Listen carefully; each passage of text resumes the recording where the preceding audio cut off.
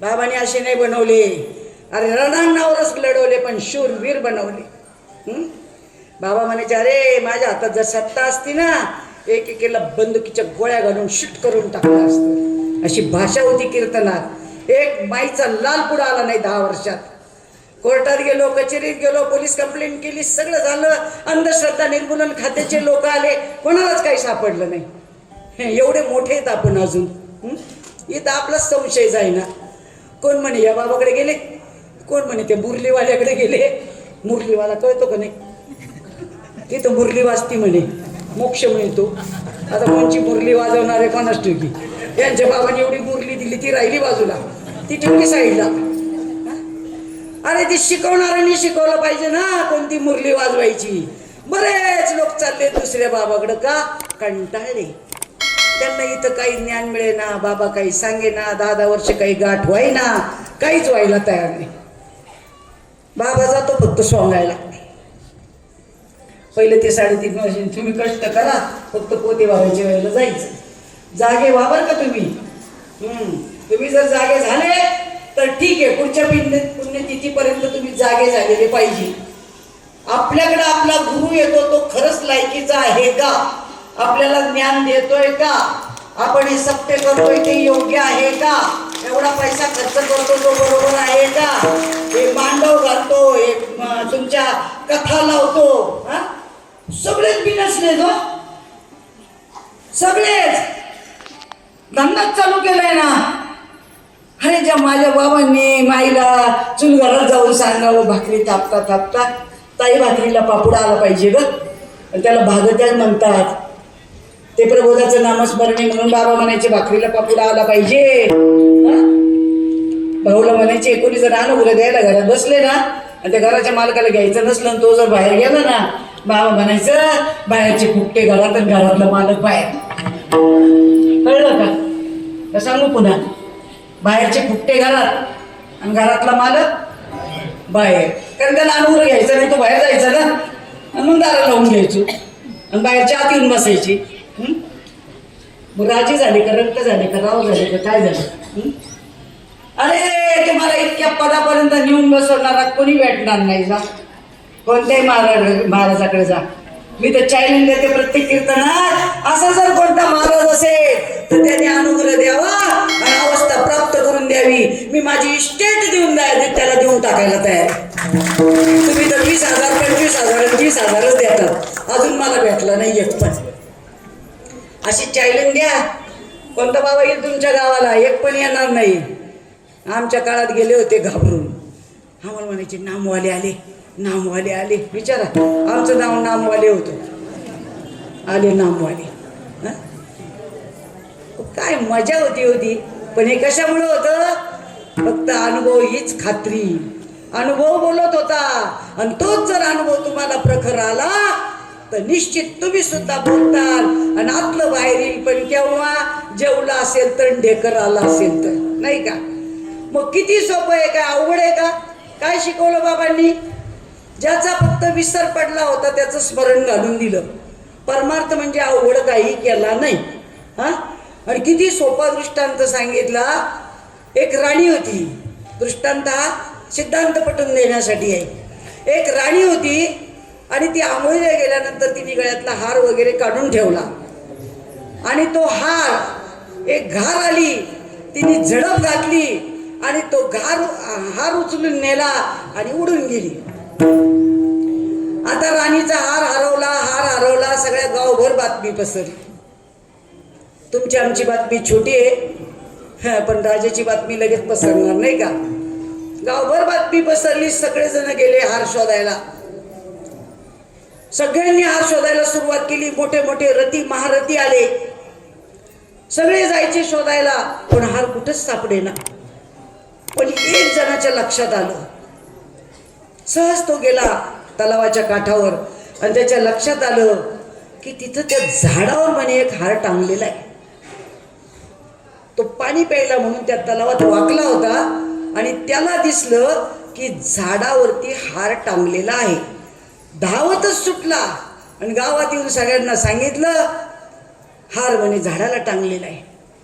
मग चला ना आता बक्षीस मिळणार म्हटल्यानंतर सगळेच जण धावत गेले ना.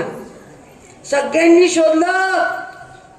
रती महारथी तपस्वी योग्यविधी पाण्यावरून चालणारे सगळे घ्या तुम्ही. जे ज्ञानेश्वर महाराजांनी मार्ग खोडले तेवढे गेले पण तरी त्यांना हार सापडला नाही.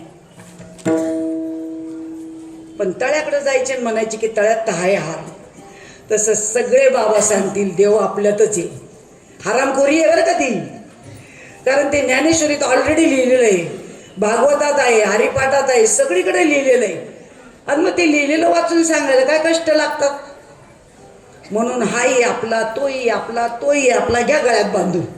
हा, त्यांना आपल्यामध्ये आणू नका, आपण त्यांच्यामध्ये जाऊ नका. आणि मग ते गोडगोड गप्पा मारतात आणि जसं सांगतात. मग हे निरोप सांगायला येतात, ताई त्यांचं ना आपलं सारखंच आहे म्हणे. त्यांचं प्रवचन ऐकलं ना सेम आपल्यासारखंच आहे, सेम सगळं आपल्यासारखं आहे. पण तुम करते हम करते लेकिन थोडा फेर आहे, नाही का? आहे ना, थोडासा फरक आहे ना. सगळ्यांनी जाऊन पाहिलं पण हार काही सापडे ना. शेवटी एक सज्जनच पाहिजे असतो तिथं. तो आला, कुठे म्हणे हार? अहो ते काय म्हणे झाडाला आहे. सगळेजण जाऊन आले. हे बघा पाण्यामध्ये दिसतोय म्हणे, झाडालाच अडकवलेला आहे. नाही पाण्यात आहे म्हणे. सगळ्यांनी पाण्यात डुबक्या मारल्या. पाण्यात दिसतो. सगळ्यांनी त्याच्या डुबक्या मारून झाल्या. आणि शेवटी मग एक सज्जन गेला आणि त्यांनी पाहिलं श्रीपाद बाबांसारखा. आणि त्यांनी पाहिलं आणि पाण्यामध्ये डुंकून पाहिल्यानंतर कळालं की हार आहे. पण ते पाण्यातलं होतं ते बिंब होतं का प्रतिबिंब होतं? प्रतिबिंब होतं. ज्या अर्थी याच्यामध्ये प्रतिबिंब पडलेलं आहे तर ओरिजिनल बिंब असलंच पाहिजे. आणि म्हणून त्याने सहज वरती मान केली आणि लगेच झाडावरती हार दिसला. कुठे गेला होता का? पण आम्ही पाण्यातच बघत बसलो ना, प्रतिबिंबाकडेच बघत बसलो ना. आरशामध्ये दिसतंय ते आपलं आहे का दुसऱ्याच आहे? आपण आहे का प्रतिबिंब आहे? मग आपलं थोबड जर आरशात दिसत नसेल तर आरसा पुसावं का थोबड पुसावं? हा, आरशाला लागले डांबर, आरशावर चढली धूळ. हा, आणि आम्ही तीनदा आमचाच चेहरा क्लिक करत बसलोय. आता कितीही घासला तर दिसेल का? घासायचेच कामं चालू आहेत अजूनही. आणि एवढं दिलं महात्म्याने एका सेकंदात. आपणासारखे करीती तात्काळ नाही काळ वेळ तयार गेला. अहो शब्द उच्चारल्याबरोबर ना, बाबांनी शब्द उच्चारला लगेच स्थिती झाली ना. एक सेकंद सुद्धा नाही लागला, शब्द त्यांनी उच्चारला. मग एवढं जर झटपट आहे, मग तो हार झाडावरती होता पण प्रतिबिंब पाण्यात होतं. तसं भगवंतामध्येच हृदय आहे, हृदयामध्येच भगवंत आहे. आमच्या जनाबाईंनी सांगितला, शुद्ध मराठीत सांगितला. आणि सगळे लोक प्रमाण घेऊन सांगतात पण अनुभूती मात्र कोणी देणार नाही. काय म्हणते जनाबाई?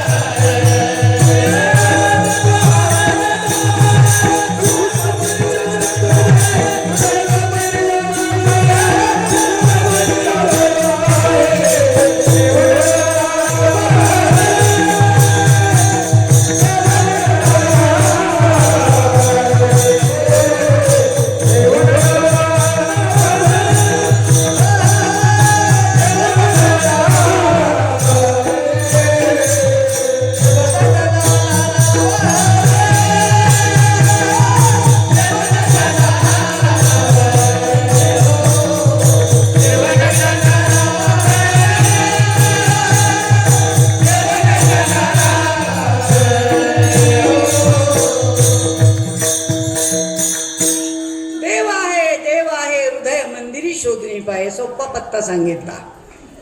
आम्ही प्रत्येक कीर्तनात सांगतो पण भले भले अजून येत नाही कारण त्यांच्या प्रारब्धात नाही. तुमच्या प्रारब्धात होतं म्हणून तुम्ही शरण आलात आणि तुमच्या जीवाचा उद्धार झाला. कारण तुका म्हणे होता ठेवा तो या भावा सापडेल. जिथे भाव आहे तिथे देव आहे. आणि म्हणून भगवंत जरी हृदयात असला तरी तो सगळ्यांनाच सापडेल असं नाही. ज्याचं प्रारब्ध फळाला आलेले आहे ते फक्त इथपर्यंत आलेले आहे. बाकीच्यांना तुम्ही हजारो वर्ष जरी कीर्तन सांगत बसलात तरी त्यांना ते पटणार नाही. ते कुठं आता राहिलं होय? ते तेव्हा होत होतं, ते आता नाही राहिलं. मग तू कशाला राहिला सांगायला? तू तर काल्याची कीर्तनं करतो, रोजचे कीर्तनं करतो, दिवसातून 3-3 कीर्तनं करतो. 30,000 40,000चे पाकिटं घेतो, तिथंच फाडून घेतो. हे एवढे कमी झाले, तेवढे कमी झाले.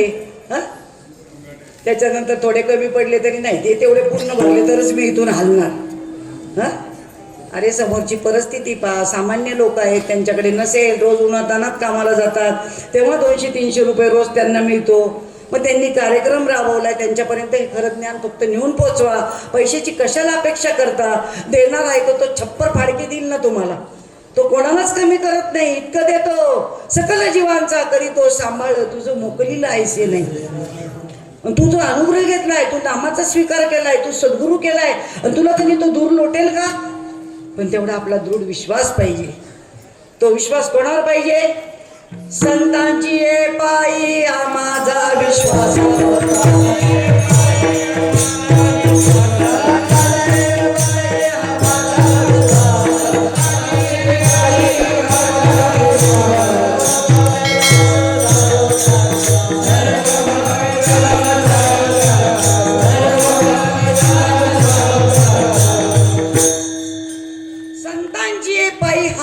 विश्वास, संतांवर विश्वास पाहिजे. मग संत आता तुमच्या जवळ आहेत का बाहेर आहेत? आपल्याच जवळ आहे. बाबांनी ज्या दिवशी देऊन टाकलं त्याच दिवशी ती वस्तूच एक झाली. संत, नाम आणि देव सगळं एकच आहे. मग ते तुमच्या जवळ असताना त्याच्यावर विश्वास ठेवायचा आहे, त्या ज्ञानावर विश्वास ठेवायचा आहे. आपल्याला जे मिळालं त्याच्यावर विश्वास ठेवायचा आहे. संतांची पायी हा माझा विश्वास, सर्व भावे झालो द्यास त्यांचा. सर्व भाव म्हणजे कोणता? अष्टसात्विक भाव. सर्व भावांनी मी त्यांचं दास्यत्व स्वीकारलेलं आहे, सर्व भाव मी समर्पित केलेले आहेत, आणि म्हणून आयुष्यभर मला त्यांना विसरता येणार नाही. त्या संतांना आपण विसरूच शकत नाही. एकदा आलेली अनुभूती माणूस कधीच विसरत नाही. आपल्याला अवस्था झालेली आपण विसरतो नाही, विसरू शकत नाही, कारण तो त्या दिवशीचा रेकॉर्ड आहे, आपल्याला अनुभव आलेला आहे. मग ज्या वेळेला तुम्हाला कीर्तनामधनं कुठंतरी वाचतंय, कुठंतरी गाणे म्हटले जातात, पद म्हणले जातात, आणि त्यावेळेला जर कोणी उड्या मारत असेल, ऐकून घ्या, कान उघडे ठेवा. गाणे आणि पद चालू असतील आणि त्यावेळेला जर कोणी उड्या मारत असेल तर त्याचा अर्थ तुमचा तुम्ही समजून घ्यायचा की अवस्था खरंच आहे का? अष्टसात्विक भावाची अवस्था चिंतनाने होते, आणि तुमच्या जर चिंतनाने ती अवस्था झालेली असेल, होत असेल, तर मग आनंदाची गोष्ट आहे. पण त्याच्याने ज्ञानाची प्राप्ती होते. तुमच्या मुखातून ज्ञान आलंच पाहिजे. तुम्ही दुसरा विषय बोलता कामाच नाही. मग तसं तर ज्ञान काहीच दिसत नाही. मग या अवस्था कोणत्या प्रकारच्या आहेत?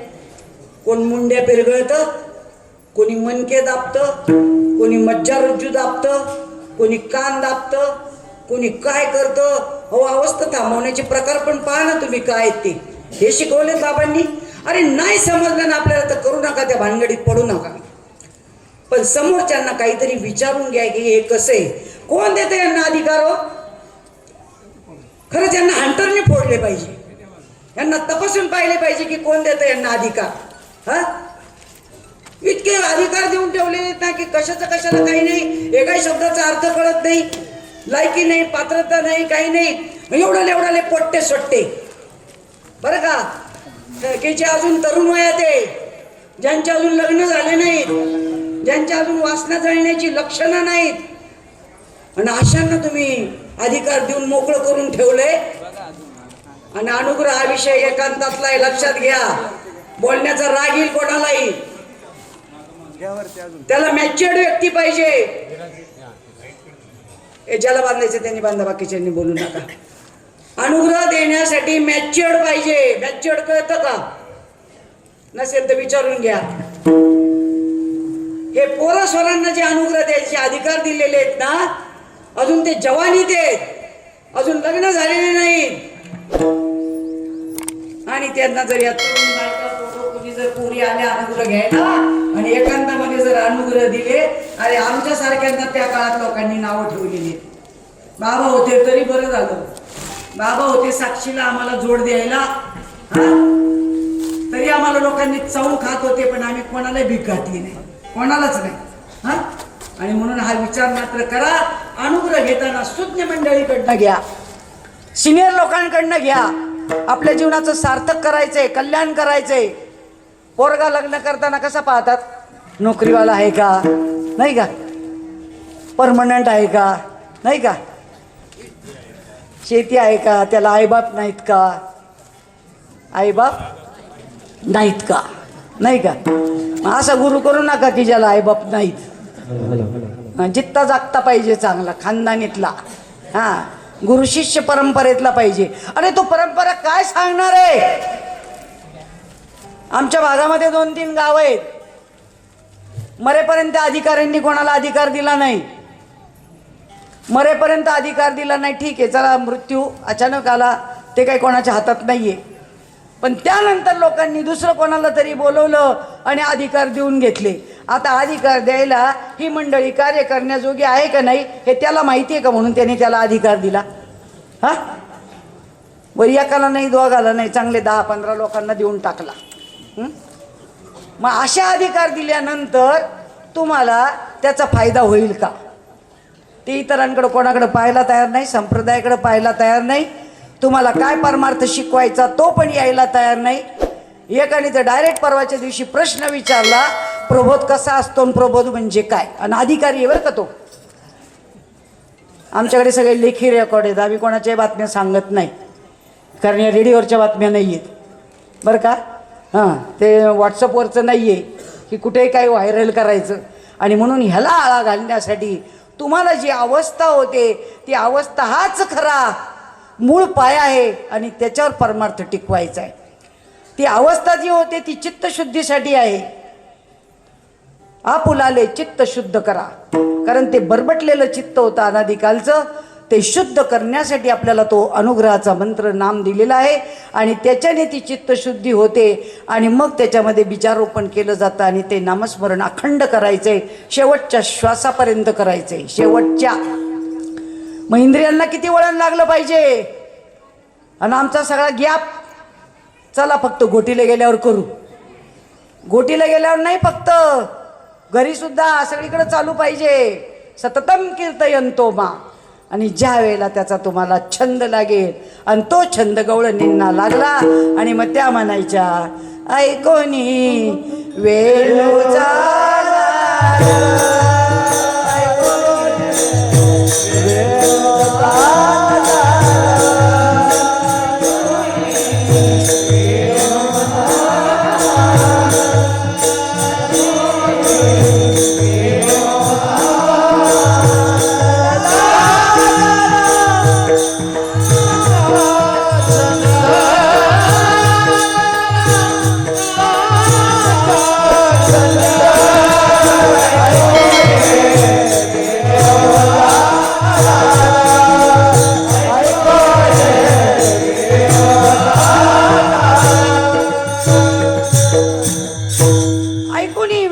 नाद लागला, नामाचा छंद. ते रात्रंदिवस घ्यावंसं वाटलं, पण केव्हा त्या वेणूचा नाद ऐकला, ते शब्द कानावरती पडले आणि ते कानावरती पडल्यापासून मला त्याचा छंद लागला. आणि असाच छंद त्या गोकुळातल्या गवळणीला लागला आणि तो आपल्याला लावून दिला. म्हणजे आपण सध्या गोकुळात नाही तर कुठं आहे मग? हा, अरे त्यांनी लाख सांगितलं असेल की भगवंत जन्माला कुठं आला? मथुरे, पण लिहिला कुठं? गोकुळात. मग तुम्हाला सुद्धा गोकुळात जन्माला घालून दाखवला महात्म्यांनी. आणि खरा जन्माला घालणं याला कालाष्टमीचं कीर्तन म्हणतात, याला काल्याचं कीर्तन म्हणतात. तो जन्माला घालायचा आहे, राम जन्माला घालायचा आहे, कृष्ण जन्माला घालायचा आहे, हनुमंत जन्माला घालायचा आहे, कृष्ण जन्माला घालायचा आहे या हृदयामध्ये. बाहेर काहीच करायचं नाही आहे. आणि तो ज्या वेळेला गवळणीच्या हृदयामध्ये जन्माला आला आणि त्यावेळेला ती गवळण पहिल्या चरणामध्ये सांगतात,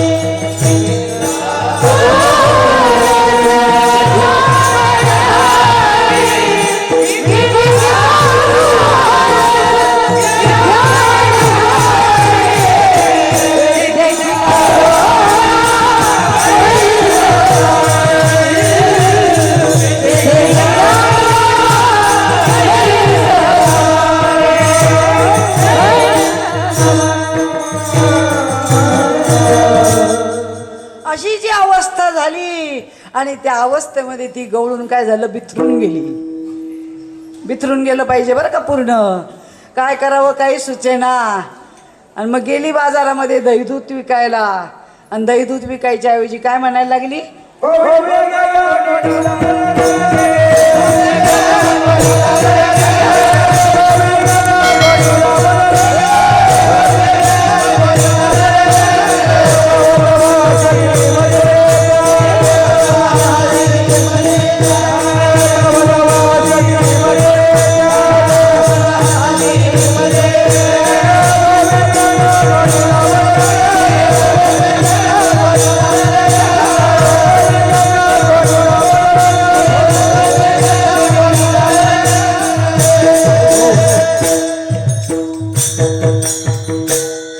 गोविंद घ्या कोणी.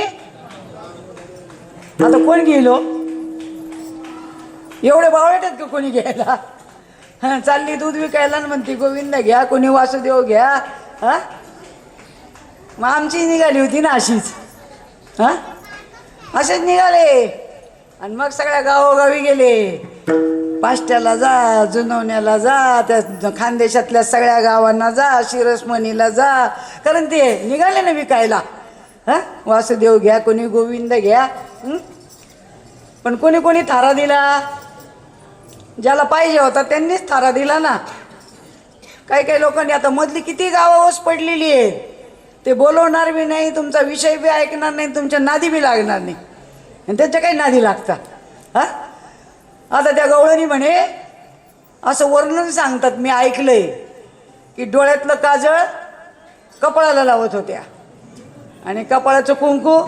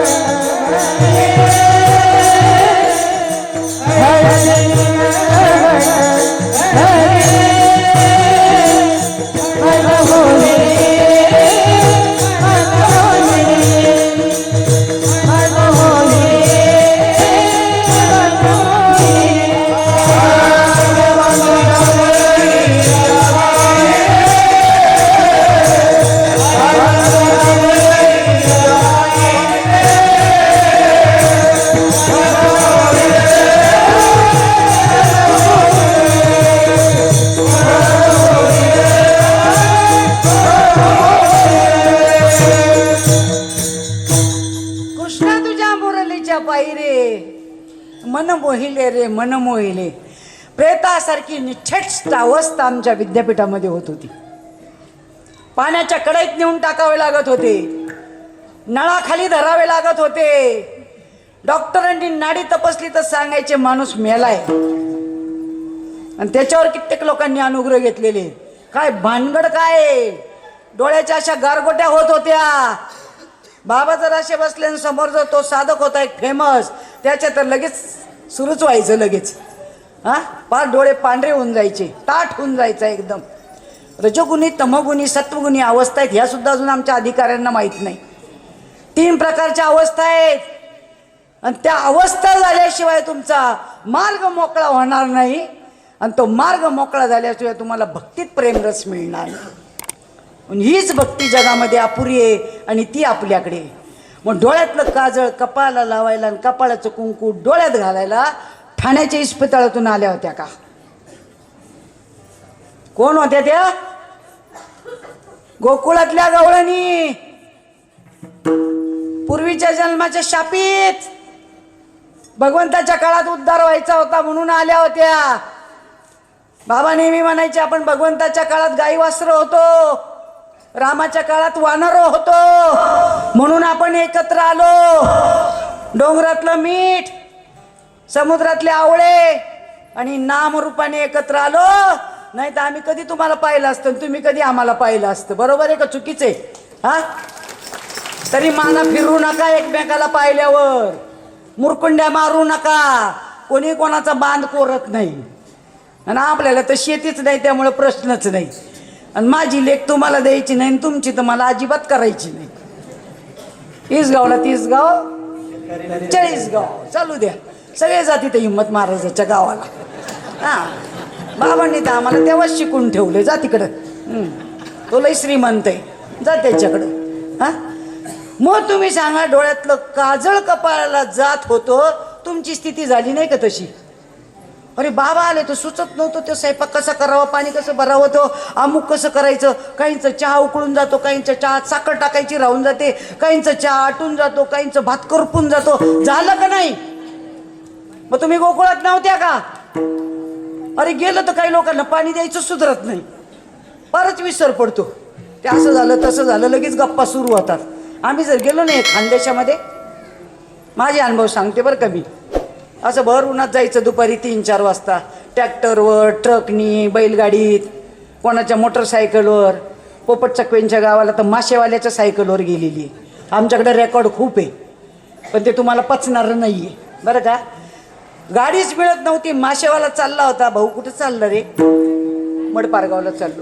मला पण जायचे कीर्तनाला, पण बराच वेळची गाडी मिळत नाहीये, मला नेतो का तुझ्या सायकलवर? चला ना ताई. त्याच्या सायकलवर गेले. काही कमीपणा आला? कार्य झालं नाही? नाही ना, मला मर्सडीज पाहिजे नाही का?